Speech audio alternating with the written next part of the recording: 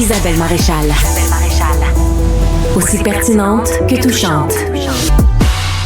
Fred Bastien. Let's go, on y va. Vous avez la chance de réellement changer les choses parce que vous êtes né dans une démocratie, ma gang de chanceux. Ça ne fait que contribuer à la polarisation au sein du conflit, mais de notre société aussi. On doit se comparer avec nous-mêmes.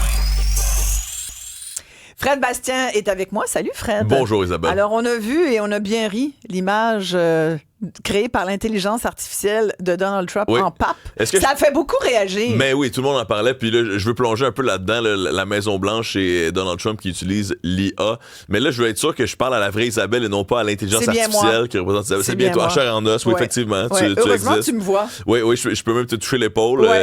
Chose qui n'est pas encore réussie avec l'intelligence artificielle. Mais oui, bon, là, pas besoin de revenir sur le fait que la semaine dernière, là, il y avait un sénateur qui avait proposé au Vatican de considérer Trump dans l'idée de la papauté. On est vraiment dans une dérive autoritaire totale. C'est fou, là. Il est tellement près de Dieu. Oh mon Dieu. Si le Dieu est économique, si le Dieu est argent, en tout cas, il s'amuse pas mal avec ça. Mais il me semble que, de ce que je comprends de la Bible, c'est un peu le contraire. Tu sais, que c'est pas mal l'homme qui est pas mal. On pourrait faire la liste des péchés capitaux. Là. Il me semble qu'il est pas mal là-dedans, le bon Donald. Non, mais. Et on se souvient que Jésus de Nazareth a fait trembler les colonnes du temple, des marchands. Exact. Qu'on sort les marchands de la religion. Donc, effectivement, Donald Trump. C'est le premier sorti, moi, à mon avis. Il y aurait un nouvel hôtel au Vatican, là. Il y aurait un resort quelconque, un casino peut-être. Il n'a pas encore fait ça. Allez parier avec vos armes, là, tu sais, qui est dans l'historique de la mythologie, plus une affaire de yab, ça, de parier les armes, là, tu sais. Anyway, ce que je trouvais intéressant, c'est que dans le fond, la Maison-Blanche et Trump ne se gênent pas pour utiliser de l'intelligence artificielle visuelle, là, parce que là, bon, on parle de cette dérive, de cette manière de s'inscrire toujours dans la nouvelle, d'aller plus loin, de choquer, etc. Mais évidemment, la photo qui a circulé sur les réseaux sociaux, là, pour ceux qui nous voient en visuel, on la montre à nouveau, ben, c'est Trump déguisé en pape, là, mais ça a été fait par une IA. Là. C'est pas lui qui, un samedi matin, est allé chercher un costume au Dollarama ou au magasin d'Halloween pour se mettre une tuque sur la tête. Même en pape, une tuque. Même en pape, il est pas rassurant. Non, il a l'air effectivement. d'un pape pas fin. Fait que, tu sais, là, ils sont en train de chercher un pape rassembleur. Ce n'est pas forcément la définition de Donald Trump. Il rassemble encore 42% des Américains, on dirait. Là, c'est comme, ça reste pas mal de monde, incroyable. Il en parle un petit peu quand même. Exact. Mais donc, ce que je trouve intéressant, c'est que il y a certaines personnes qui ont encore une gêne à utiliser l'intelligence artificielle pour faire du visuel. Tu sais, ça paraît un peu. Là. On voit que ça passe par des algorithmes. Ça utilise beaucoup d'énergie, beaucoup d'électricité, etc. Mais la Maison-Blanche ne gêne pas pour le faire. Un autre exemple. En même temps, tout en sachant que c'est évidemment pas vrai. Donc là, c'est moins dérangeant, je trouve, que... c'est une fausse nouvelle. Oui, qu'une fausse nouvelle où t'es pas sûr. Là, ouais. T'es vraiment pas sûr là, que ce qu'il y en est. Là. J'espère que personne n'a cru au pape Trump. Ça se peut quand même. Ben non, ça se peut. Je pense pas. Mais, on pourrait appeler ça le pape test. Est-ce que vous y croyez? Il y a des hyper cathos, des hyper righteous aux États-Unis qui sont donc pris pour ça, qui le verraient tout à fait. Mais puis là, ça, c'est une autre histoire aussi, mais une fausse idole. Là, il me semble que dans la Bible aussi, il y a des avertissements contre ça. Là, en plus de se fâcher dans le temple. Oui, exact. C'est comme, on peut-tu vénérer la mythologie et la métaphore et la vraie affaire. Mais ils ont utilisé plein d'autres mais c'est ça que je trouvais intéressant. Bon, hier, c'était le 4 mai, c'était donc la journée May the 4th. Certains disent que c'est la journée Star Wars là, pour May the Force be with you. C'est un jeu de mots avec... May the Force. Voilà, le 4 mai, May the Force, May the 4th. Alors, il y avait un autre exemple de Trump qui a utilisé l'intelligence artificielle pour sa promotion.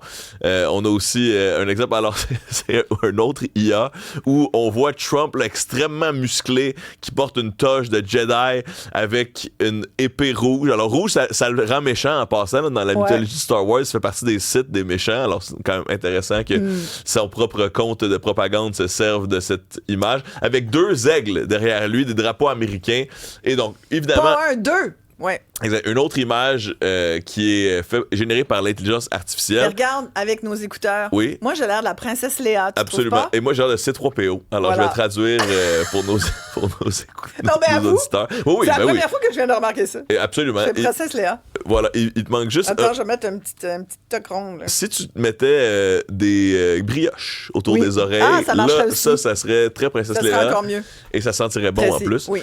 Non, mais et là, bon, Trump Trump se sert de l'IA, on l'a vu, on comprend, mais là, moi, ce qui m'a fait sursauter hier, c'est que c'est pas juste Trump. La Maison-Blanche a retweeté un exemple de l'armée américaine qui s'est aussi servi de l'intelligence artificielle. Oui. On y voit sur la photo c'est vraiment une pub de la US Army, de l'armée américaine, du côté Pacifique. Genre, engagez-vous, là. Ouais, exact. Ouais. Et c'est des soldats, et on les voit sous un ciel étoilé. Ils sont en train d'entrer dans une base, on peut deviner une base ennemie, et ils ont sur leur fusil des sabres laser. Alors, imaginez que la Maison-Blanche se sert de cette promotion pour recruter. Mais ce que j'ai trouvé intéressant, c'est que sur cette publication-là, il y avait une mention dans le tweet, ça disait, entre parenthèses, augmenté par l'IA, augmenté par l'intelligence artificielle. Alors, l'armée est transparente sur son utilisation de l'intelligence artificielle, mais pas Trump pour l'instant. Et aussi, ce qui est quand même intéressant, c'est que les sabres laser, ben, je me suis posé la question. Il y en avait un bleu, là. Oui, il y en a un bleu qui vire rouge. C'est comme un sabre laser popsicle. Donc, dans l'armée, il y a des bons et des méchants dans la mythologie Star Wars. Mais non, ce que je trouvais intéressant, c'est que on le spécifie, peut-être parce que je me suis dit, il y a peut-être des gens qui vont y croire à celle-là, que l'armée américaine aurait officiellement des sabres laser. Donc, il faut comme avertir le public que non, ceci est une publication de type clin d'œil. On n'est pas vraiment rendu à déployer des humains avec des sabres laser sur le terrain. Et là, ça a valu la peine de le spécifier, mais pas ailleurs. Alors, ça revient aussi à la divulgation de l'intelligence artificielle, parce que sur les principales plateformes, que ce soit YouTube, Facebook, Instagram, etc., quand on publie quelque chose qui a été modifié avec l'IA, en théorie, on doit le spécifier. Il y a une mention qui dit oui, ça a été publié avec l'intelligence artificielle, oui, ça a été augmenté avec l'intelligence artificielle. Ouais. Alors, l'armée a voulu divulguer, mais pas Trump pour l'instant. Mais c'est intéressant parce que moi, ce que j'aime toujours voir sur ce genre de publication, c'est les commentaires des gens. Oui. Et il y a quelqu'un qui rappelle que dans les films Star Wars originaux, qui étaient dans le fond une espèce de fable de la christianité avec les personnages, là. Que tu connais sans doute. Comment il s'appelle, le petit... Yoda. Yoda, voilà. Et que c'était donc anti-technologique, là. Qu'il y avait quelque chose d'anti-techno là-dedans. Fait que je trouve ça intéressant de voir les commentaires. Oui, ben puis là, christianité et la force, ou c'est l'Esprit Saint. D'autres religions, là. Mais oui, effectivement, il y a plein de métaphores dans Star Wars. Il y a des métaphores géopolitiques. D'ailleurs, dans l'épisode 1, là, ceux qui avaient été faits dans les années 2000, là, bon, il y a une guerre de tarifs, là. C'est ça qui met le départ. Tout est dans Star Wars. Ben, mais le bonheur nous fait réfléchir sur la condition humaine, hein. Puis bon, qu'est-ce que la force, hein, tu sais, je veux dire, même ça, c'est, on vient dans les derniers, là, ceux qui ont été créés par Disney, on peut être d'accord ou non avec la qualité de ces films, mais moi, ce que j'avais trouvé intéressant, c'est qu'on s'était penché sur qu'est-ce que la force, puis justement, c'est quelque chose auquel on croit, qui est là quand on y croit, mais il n'y a pas de moyen de le savoir vraiment, mais ça marche. Puis là, tu sais, vers la fin, Han Solo finit par dire oui, c'est vrai finalement, alors que lui était très, très incrédule au début. Alors, c'est une espèce de parcours pour accepter, est-ce la foi, la capacité de la nature d'aller au-delà des trucs matériels. Donc ça nous fait réfléchir. Ouais. Voilà. Écoute, tout à l'heure, j'en profite pour le dire aux gens tout de suite, restez à l'écoute, parce que je vais recevoir l'auteur québécois Antoine Dion-Ortega, qui vient de publier L'homme de trop. Écoute, c'est un roman, je l'ai lu en un après-midi. Avidité, et c'est l'histoire d'un écrivain qui sait pas trop quoi faire, quoi écrire. Il a été syndrome de la page blanche.